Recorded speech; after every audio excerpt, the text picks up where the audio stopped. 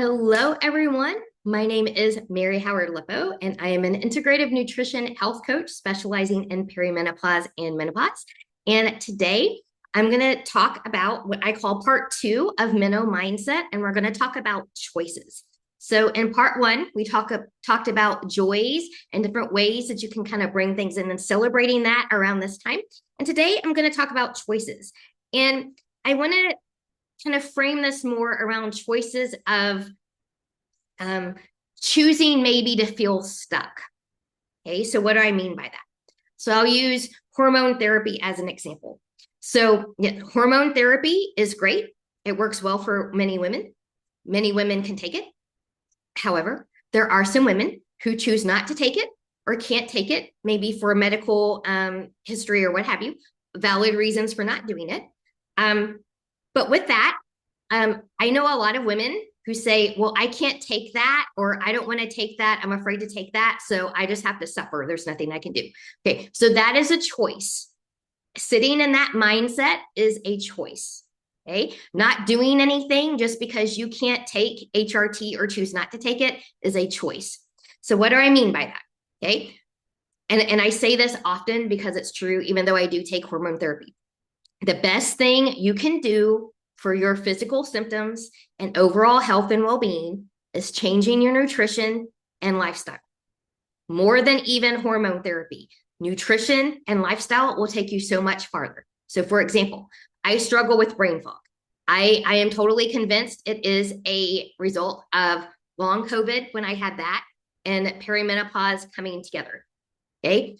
Estrogen therapy helps brain fog with a lot of people. It didn't do anything for me. What did help my brain fog more than anything else was not a supplement, was not hormone therapy. It was going gluten-free. Okay, so that's a nutrition change. And because I like not having massive issues with brain fog, in addition to not wanting joint pain and carpal tunnel flare up and gut health issues, I choose to remain gluten-free because I know when I eat that gluten, that brain fog's going to come back. My joints are going to hurt. I'm going to have more gas and bloating in my gut health or GI tract, and my carpal tunnel symptoms are going to return. Okay, so that's a choice. I choose to change my nutrition in order for better outcomes.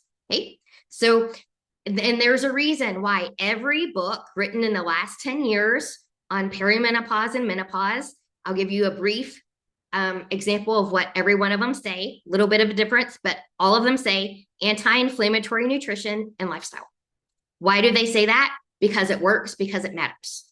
Okay, so nutrition and lifestyle, changing that or not changing that are choices. Okay, what else do I say? Staying in a bad relationship is a choice. Now, yes, you can say, well, it's an abusive relationship and I'm afraid to leave and I don't have resources and blah, blah, blah, blah, blah. That may be the case initially, but we also know that the longer we stay there, that's also a choice at the end of the day. You can look for resources, find opportunities to find resources, or you can just say, I'm just stuck here and I'll just take my chances. Those are choices. We may not like those choices, but they're choices at the end of the day. Okay.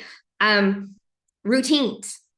If something's not working, is clearly not working, I can choose to continue to stay there and do something that's not working.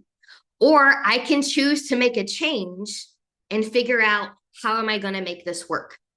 Right. So for example, I have a dedicated morning routine and a dedicated nighttime routine. Those routines change periodically as my needs change or my situation changes. So it doesn't do me any good to stay with something if it's no longer working for me, right?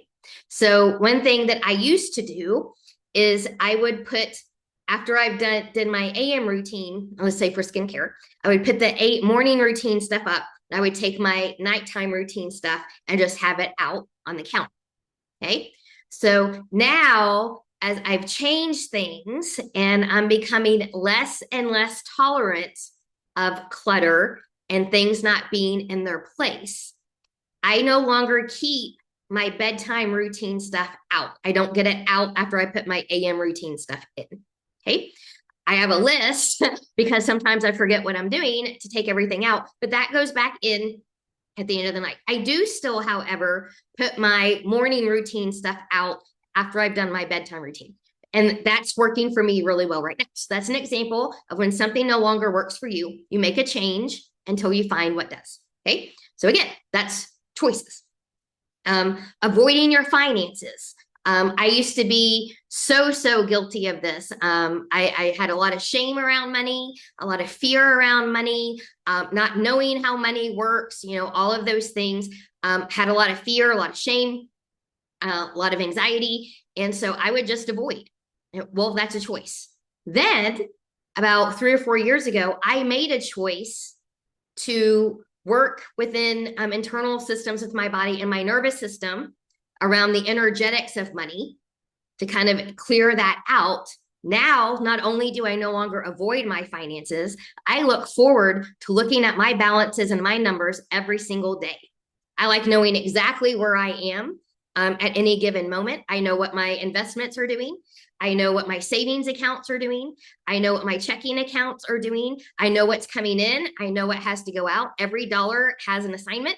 So I no longer, avoid my finances. Again, that's a choice. I chose to do better and learn about money and learn about the energetics of money in my nervous system versus choosing to avoid. Okay, so choices. And so if some of these things have kind of like, well, I know I need to make changes, but it seems really daunting. I'm not really sure what to do. Same thing that I've been talking about for a while. Small changes will get you farther faster. So we'll pick one thing. Let's pick nutrition, for example. Say, let's start with water. Okay, so you need to drink more water. So maybe you buy your water bottle, maybe you do your crystal goblet, whatever it is. Just think about, I'm going to drink one more glass of water than I normally do every day for 30 days. And I'm not going to focus on any other changes or any other areas. I'm just going to focus on making that one change. Because when we just do one thing at a time, it becomes less daunting. It's like when we're decluttering our house. It can be very daunting to look in our garages and be like, oh my gosh, I can't, it's just too much. I just can't handle it. Start with one corner. Just do one corner and then take a break. And then maybe in a couple weeks, 3 weeks, maybe we do the next corner. And then we do that. So small little things at a time. Rome wasn't built in a day.